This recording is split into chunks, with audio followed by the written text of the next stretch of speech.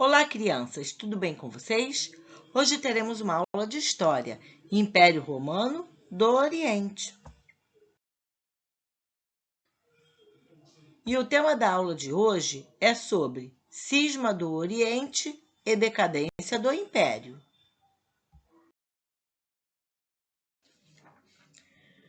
Durante o Império Romano, a Igreja tinha duas sedes, Roma, na parte ocidental, e Constantinopla, na parte oriental.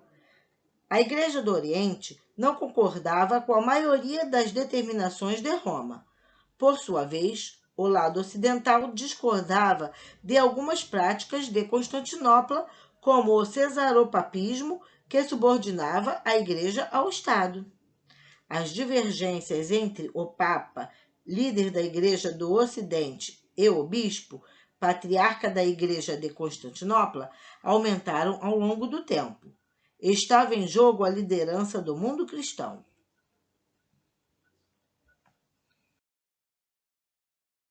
O Cisma do Oriente. Em 1043, Miguel Cerulário tornou-se patriarca de Constantinopla e, no ano de 1053, ordenou que as igrejas romanas fossem fechadas. A Igreja do Ocidente, por sua vez, forçava os dirigentes orientais a reconhecer Roma como centro do poder. Além das discordâncias políticas, a Igreja tinha divergências doutrinárias, por exemplo, manifestações do Espírito Santo, importância da Virgem Maria, mãe de Jesus, e tipo de culto a ser prestado a ela, interpretações da ressurreição de Cristo. A Igreja do Ocidente procurou influenciar os líderes temporais, ao mesmo tempo que se consolidava como principal força espiritual. Já no Oriente, a Igreja era subordinada ao Império, inclusive em suas definições doutrinárias.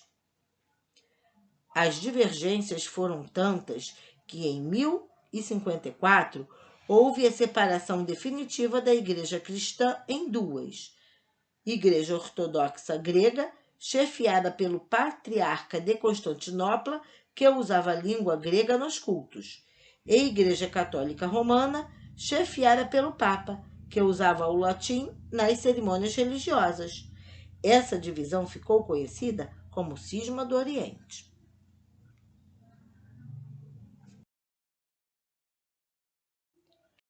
O fim do Cisma do Oriente.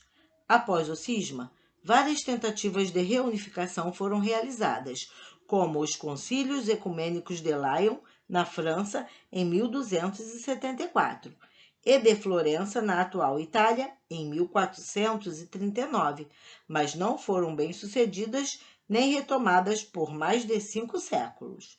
O diálogo só foi reiniciado oficialmente em 1964, com a visita do Papa Paulo VI, então dirigente da Igreja Católica Apostólica Romana, ao patriarca da Igreja Ortodoxa Grega da época, Atenágoras I.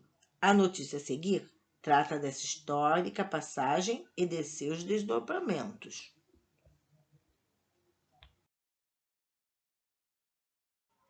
Cinquenta anos da visita de Paulo VI à Terra Santa e histórico encontro com Atenágoras. Dia 4 de janeiro de 1964, Paulo VI realizava sua peregrinação à Terra Santa. Sua peregrinação de 3 dias representou também a primeira viagem apostólica internacional de um pontífice na era contemporânea. A peregrinação de Paulo VI teve um forte cunho ecumênico com o encontro que manteve com o patriarca Atenágoras I.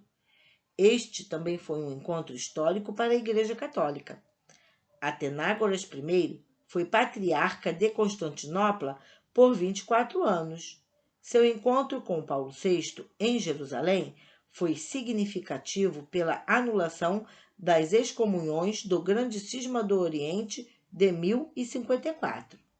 Foi um passo importante para a restauração da comunhão entre a Igreja de Roma e o Patriarcado de Constantinopla. Na ocasião, o Papa Montini e o Patriarca Atenágoras assinaram uma declaração conjunta de União Católico-Ortodoxa em 1965, contemporaneamente ao Concílio Vaticano II. A declaração não só acabou com o cisma, mas foi uma demonstração clara do grande desejo de reconciliação entre ambas as igrejas.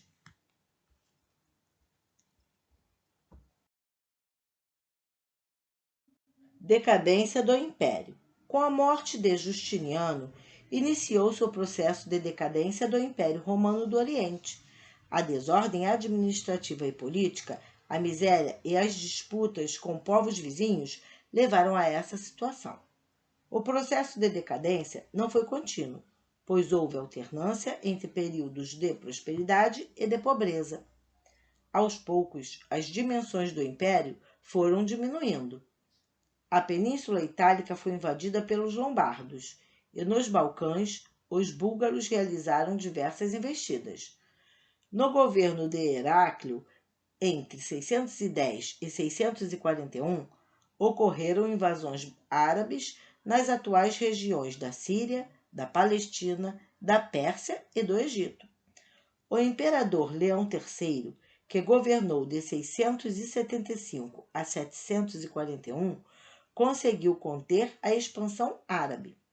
No plano interno, reorganizou o exército, reparou as finanças e proibiu o culto às imagens, procurando dessa forma atingir a força e o poder dos mosteiros. Com a dinastia Isáurica, entre 717 e 802, o império ficou reduzido aos limites geográficos de Constantinopla.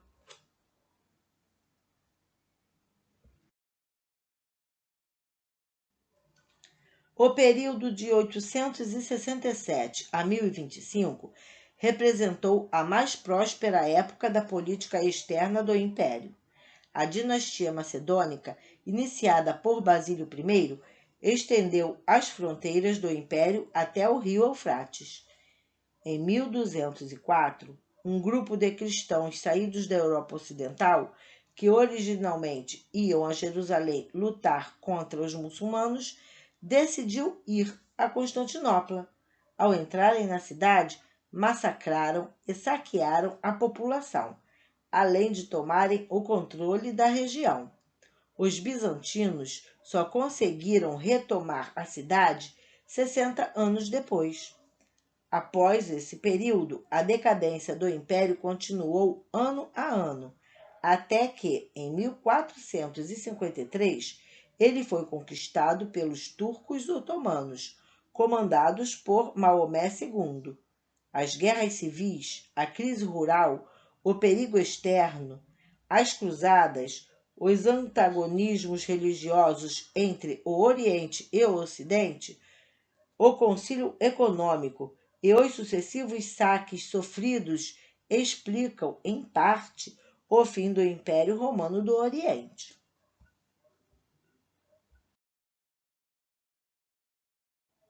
O legado do Império Romano do Oriente.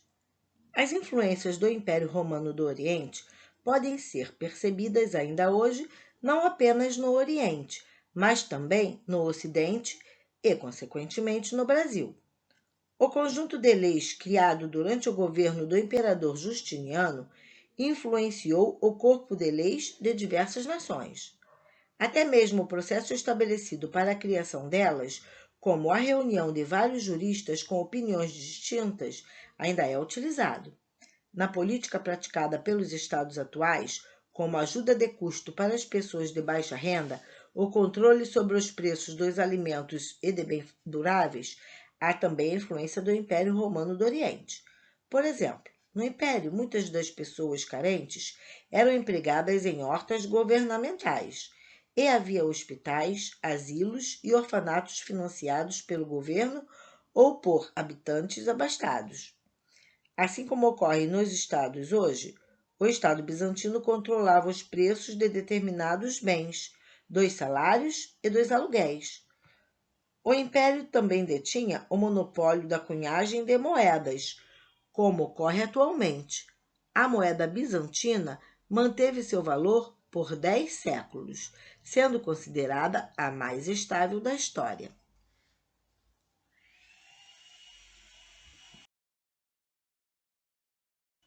Os arquitetos bizantinos também influenciaram a arquitetura de diversos povos. A construção de cúpulas enormes sobre bases quadrangulares, por exemplo, difundiu-se até a Rússia. Como símbolos de distinção de poder, os papas romanos adotaram a tiara utilizada pelo imperador bizantino, e os monarcas ingleses também se apropriaram da ideia do cetro e do orbe bizantinos. Posteriormente, esses objetos foram adotados como símbolos de poder por muitos reis europeus. Com relação à religiosidade, ainda hoje a Igreja Ortodoxa Grega tem muitos seguidores, sobretudo na Rússia e na Grécia. No Brasil, há vários templos dessa comunidade.